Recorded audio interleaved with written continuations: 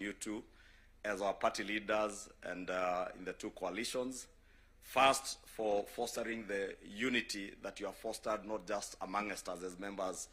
of the parliamentary groups in the different coalitions,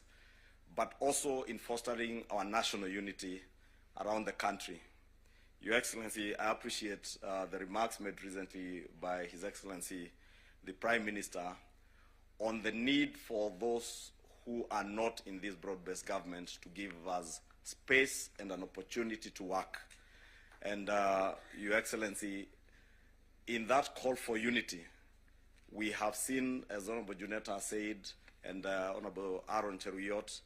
a lot of synergies, not just in the two houses, I believe, in both the Senate and the National Assembly,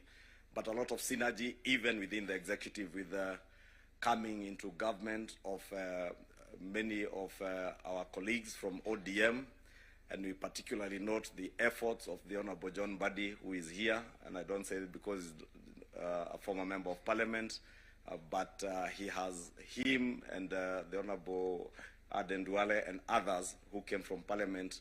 have really worked very well with these members, not just to foster unity amongst us, but also to advance the government agenda in the broad-based government, and we appreciate their contribution to the nation and to making our work easier. As was mentioned, Your Excellency, our work as leaders in the House has become much, much easier under the broad-based arrangement.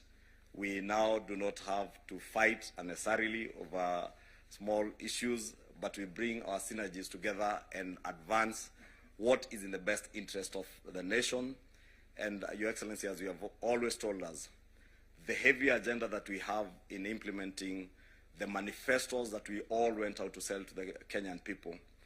which had a lot of congruence between the Azimio One Kenya Alliance and the Kenya Kwanza manifestos. There are many areas that we spoke about the same things, be it from universal health coverage to affordable housing.